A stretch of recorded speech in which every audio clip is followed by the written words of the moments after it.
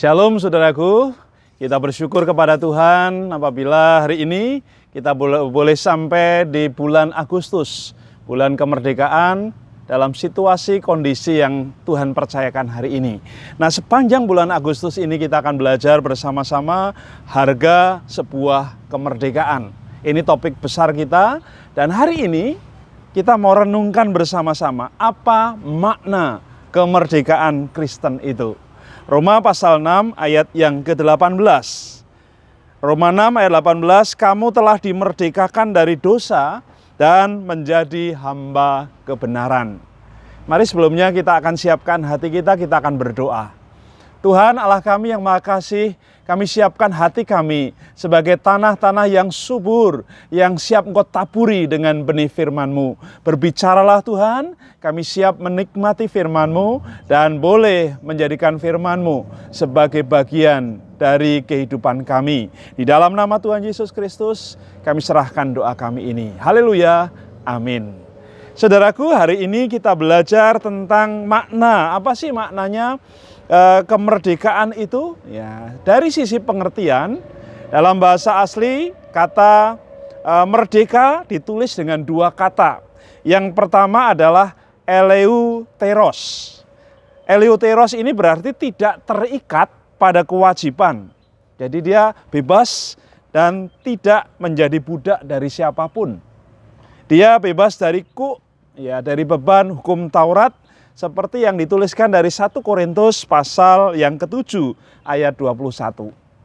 Kata yang kedua adalah apeleuteros. Agak berbeda sedikit. Apeleuteros ini seseorang yang dibebaskan secara murni dari perbudakan. Jadi ada pihak yang membebaskan dia.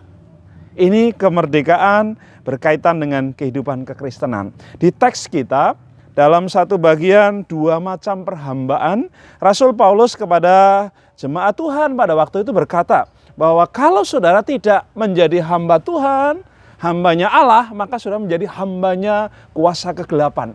Hanya dua saja.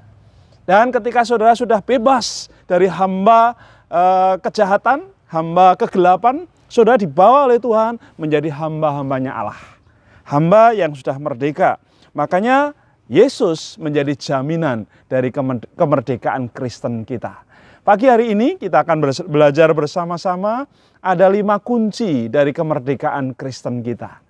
Yang pertama, kemerdekaan Kristen berarti bebas dari ikatan dosa. Bebas dari ikatan dosa. Kata dosa itu awalnya ditulis dengan kata hamartia yang artinya melenceng dari sasaran, meleset. Jadi waktu seorang pemanah mengarahkan anak panahnya ke satu titik, rupanya dia meleset dan tidak kena sasaran. Allah itu sang pemanah dan kita itu adalah anak panah diarahkan oleh Allah. Tetapi di tengah perjalanan ada gangguan, gambar kita dirusak oleh kuasa iblis. Ya, demut dan selem kita sudah rusak sehingga kita melenceng. Itulah hamartia. Waktu orang terikat dengan dosa, dia sedang dibawa dalam kondisi yang tidak sama dengan aslinya. Ibaratnya kalau sudah punya benda, baju atau celana, kena cat. Ya. Cat itu sudah mengikat baju itu atau celana itu dan sulit dihilangkan. Kemudian ikatan ini harus dilepaskan. Ya, sekarang banyak peralatan, banyak zat-zat yang bisa cepat untuk melepaskan itu. Namun ketika itu dosa, ya, hanya satu saja yang bisa melepaskan, yaitu Tuhan Yesus Kristus sendiri. Apa ikatan dari dosa itu? Ikatan dosa dalam Roma pasal 3 ayat 23. Sebab upah dosa ialah maut. Dan Roma 6 ayat 23 mengatakan manusia sudah kehilangan kemuliaan Allah. Ikatan dosa ini sangat kuat. Sehingga tidak ada yang bisa melepaskan kecuali Yesus Kristus. Dalam surat Yohanes pasal yang ke-8 ayat 31 sampai 34 dikatakan kalau saudara rindu dibebaskan dari ikatan dosa, tetaplah tinggal di dalam firman Tuhan. Kemudian ketika firman itu tinggal di dalam diri kita, kita dijadikan murid-murid oleh Tuhan Yesus. Dan kebenaran kita sebagai seorang murid itu akan memerdekakan kita. Saudaraku, maukah sudah dibebaskan dari ikatan dosa?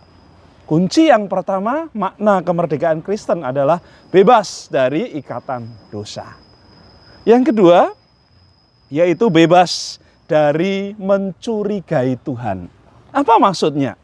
Kalau saudara mencurigai seseorang, teman, saudara, atau apapun, gampang. Wah, dia itu dapat sesuatu itu dari mana? Wah, tiba-tiba dia bisa beli handphone, bisa beli motor, bisa beli mobil, dari mana? Padahal dia tidak kaya. Kita mencurigai seseorang. Tetapi yang menarik, kemerdekaan Kristen itu adalah bebas mencurigai Tuhan. Mencurigai Tuhan itu artinya kita tidak percaya penuh kepada Allah. Kita hanya melihat Allah sebagai sumber berkat. Dan tiap kali kita berdoa, kita selalu berkata, Tuhan berkati saya, Tuhan berikan saya ini, berikan saya itu. Itu artinya sebenarnya saudara mencurigai Tuhan. Orang yang yakin kepada Tuhan, dia akan serahkan hidupnya total, penuh kepada Allah. Dan tidak curiga bahwa Allah akan membawa dia dalam situasi yang sulit. Orang yang mempercayai Tuhan, itu seperti dalam tulisan Nabi Yeremia, pasal 29 ayat yang ke-11. Tuhan tidak pernah membuat rancangan-rancangan kecelakaan. Tuhan tidak pernah membuat rancangan jahat. Tetapi Tuhan membuat rancangan terbaik buat saudara dan saya, yaitu rancangan masa depan yang penuh dengan harapan. Saudaraku, jangan takut, jangan pernah mencurigai Tuhan. Mencurigai Tuhan seolah-olah bahwa Tuhan tidak akan memberikan kepada kita apa yang kita berikan. Kalau kita mau percaya penuh, Allah akan memberikan apa yang kita rindukan. Bahkan Allah berkata lebih daripada apa yang kita rindukan. Apa yang tidak pernah saudara pikirkan, apa yang tidak pernah kita respon dengan hati, kita dengar dengan telinga, itu semuanya akan diberikan oleh Allah buat saudara dan saya. Apakah kita mau menerima kemerdekaan Kristen? Kunci yang kedua, jangan mencurigai Tuhan. Siap? Haleluya. Ya, ini menjadi satu pergumulan buat kita. Kemudian yang ketiga, orang yang memaknai kemerdekaan Kristen adalah orang yang bebas dari mencintai dunia. Ya, hari ini dunia sedang kacau dengan pandemi, dengan kondisi yang tidak enak. Dan semua orang selalu mendengar berita duka, mendengar kata-kata sedih, mendengar tangisan, mendengar sesuatu yang meraung-raung. Orang yang mencintai dunia, seperti dituliskan dalam 1 Yohanes pasal yang kedua ayat yang ke-16. Di sana dituliskan kepada kita, janganlah kamu mencintai dunia ini. Yaitu apa yang ditulis dengan keinginan daging, lalu keinginan mata, dan keangkuhan hidup. Itulah hal yang dunia pakai hari ini. Kalau saudara sedang bergumul dengan keinginan-keinginan daging kita, salah satunya adalah kita ingin memiliki. Sudah dapat ini, pengen lagi. Kalau kita punya uang yang digitnya 6, kita pengen tambah digitnya jadi 7, jadi 8, dan akhirnya terus menerus. Akar dari segala sesuatu adalah cinta akan uang. Di dalam 1 Timotius pasal 6 ayat yang ke-10, semuanya berawal dari sana. Kemudian yang kedua, mencintai dunia itu adalah keinginan mata kita. Mata kita itu kecil, mata kita itu hanya 2, berbeda dengan jari-jari kita yang jumlahnya banyak. Tapi mata itu punya kekuatan yang besar. Karena mata dengan cepat akan mengirimkan sinyal-sinyal ke hati saudara, sinyal-sinyal ke pikiran saudara, sinyal ke tindakan kita, dan akhirnya mata itu membuat banyak dosa. Inilah yang dunia pakai untuk menjerat saya dan saudara sehingga mencintai dunia ini. Kemudian yang ketiga, mencintai dunia itu adalah keangkuhan hidup. Hari ini semua mengakui bahwa tidak ada yang bisa angkuh. Semua berjuang dengan hal yang sama, yaitu keluar dari pandemi hari-hari ini. Orang berebut untuk bisa dirawat. Orang berebut untuk bisa keluar dari kondisi yang tidak nyaman ini supaya sehat. Dan pemerintah di seluruh dunia ini sedang berjuang juga untuk bisa keluar dari kondisi ini. Saudaraku, mungkin kita berdoa, Tuhan segera selesaikan pandemi ini Tuhan. Segera tutup pandemi ini Tuhan. Segera bisa ditangani. Tetapi kalau Tuhan berkata, aku izinkan pandemi ini terjadi di Indonesia, di dunia. Mungkin doa kita yang harus kita ubah.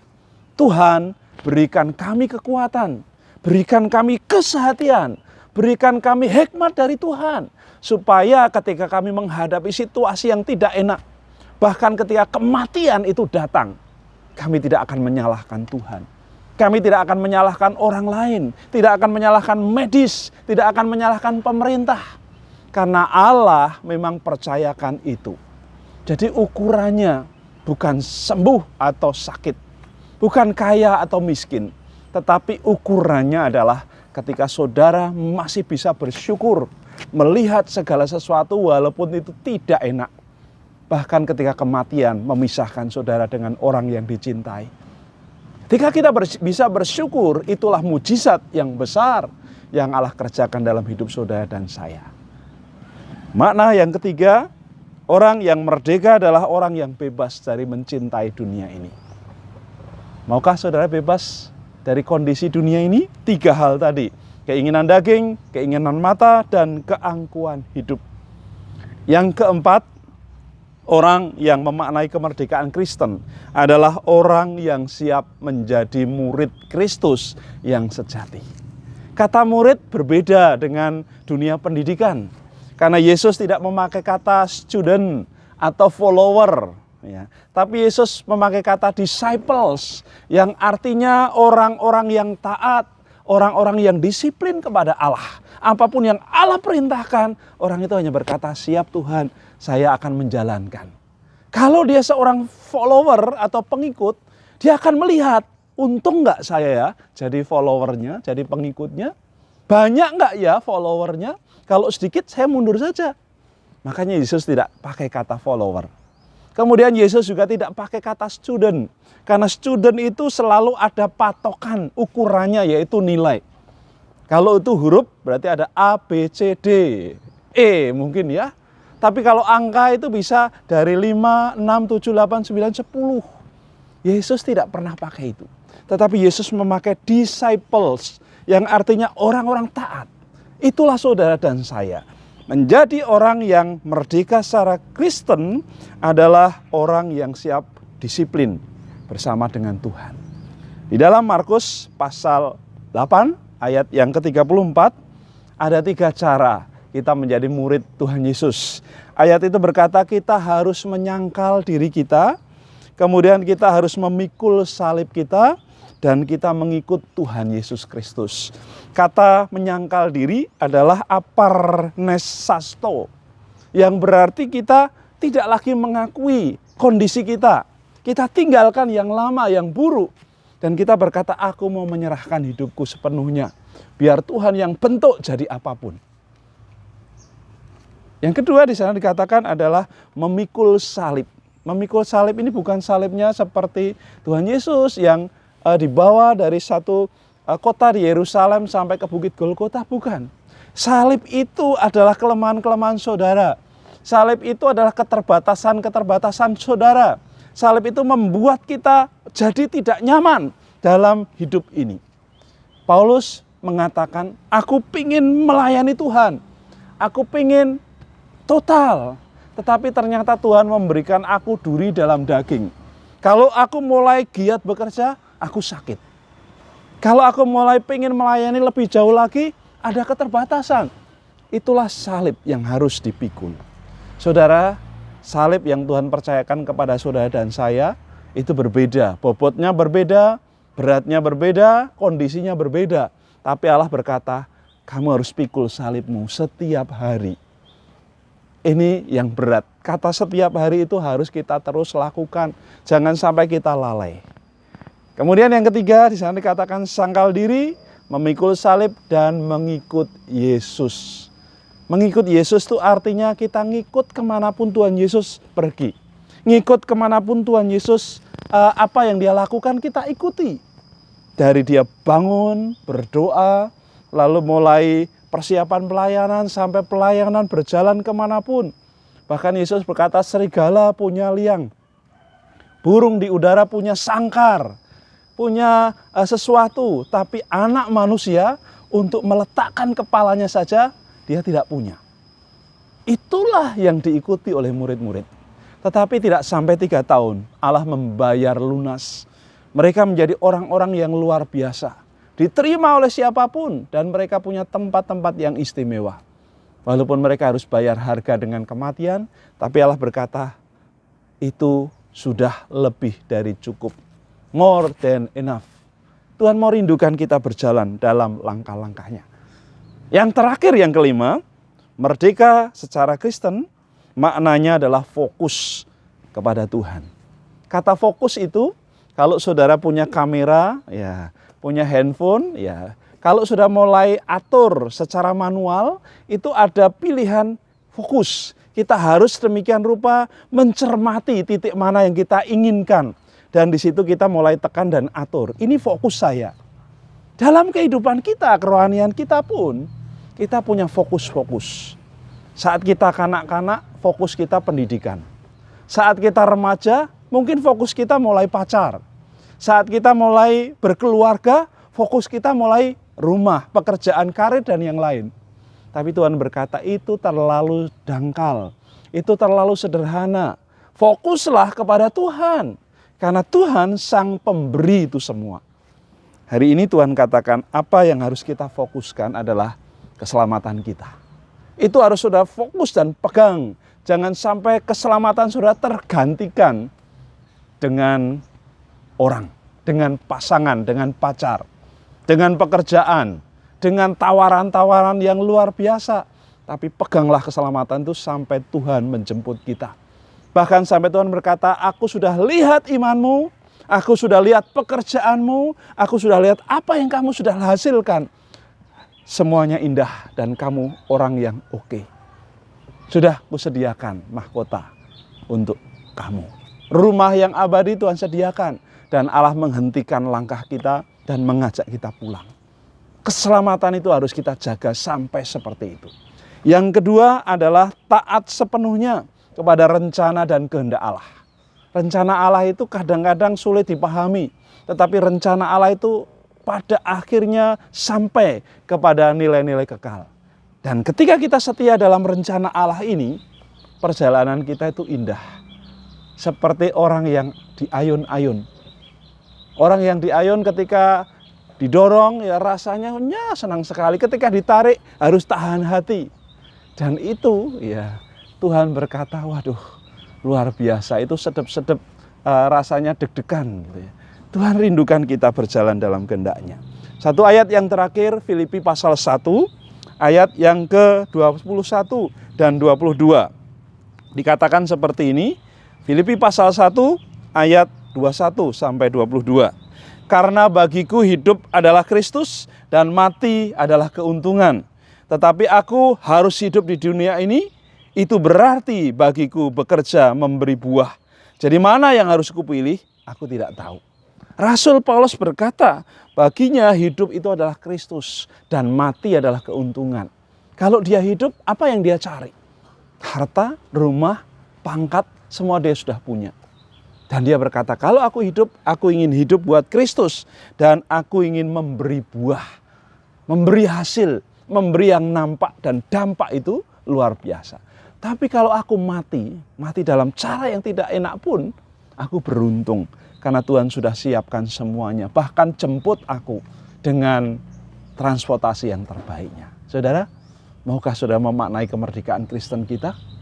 Kalau mau, saudara harus bebas dari ikatan dosa. Saudara harus bebas dari mencurigai Tuhan. Saudara harus bebas dari mencintai dunia. Dan belajarlah untuk menjadi murid Kristus yang sejati. Dan fokuslah kepada Tuhan Yesus Kristus. Amin, kiranya boleh jadi berkat buat kita sekalian. Kita akan berdoa untuk firman Tuhan ini. Segala puji syukur kami naikkan kepadamu ya Tuhan, karena Engkau Allah yang memberi kemerdekaan sejati di dalam Tuhan Yesus Kristus. Karena itu Tuhan, tolonglah kami supaya bebas dari ikatan dosa, bebas dari mencurigai Tuhan, dan bahkan kami juga bebas dari mencintai dunia ini. Ajarlah kami Tuhan hari ini untuk menjadi murid-Mu yang sejati. Untuk fokus kepada Tuhan, kemanapun Tuhan akan arahkan kami. Terima kasih untuk kesempatan ini, dan di dalam nama Tuhan Yesus Kristus, kami mau serahkan doa dan permohonan kami. Haleluya, amin. Saudaraku, kita akan bersama-sama terima doa berkat. Berkat firman Tuhan akan dituliskan kepada kita dalam Filipi pasal 2 ayat yang kelima. Hendaklah kamu dalam hidupmu bersama menaruh pikiran dan perasaan yang terdapat juga dalam Kristus, yang walaupun dalam rupa Allah tidak menganggap kesetaraannya dengan Allah sebagai milik yang harus dipertahankan. Kita berdoa bersama-sama. Terima kasih Tuhan untuk ibadah hari ini. Kiranya doa-doa kami, pujian kami, bahkan saat kami dengar firman Tuhan, meneguhkan, menguatkan kami. Kami juga boleh bersyukur atas persembahan perpuluhan yang boleh kami kumpulkan, yang boleh kami setorkan, yang boleh kami transfer. Kiranya boleh jadi berkat dimanapun berkat-berkat itu dijalankan. Terima kasih ya Bapa. Mari arahkan hati dan pikiran kita. Terimalah berkat dari Allah Bapa Surgawi, sukacita dalam Tuhan Yesus Kristus, dan kiranya persekutuan Roh Kudus menyertai, memberkati, menaungi, memberikan proteksi yang terbaik hari ini sampai Tuhan datang kedua kali. Di dalam nama Tuhan Yesus Kristus, kami sudah berdoa dan bersyukur. Haleluya. Amin. Terima kasih. Tuhan memberkati.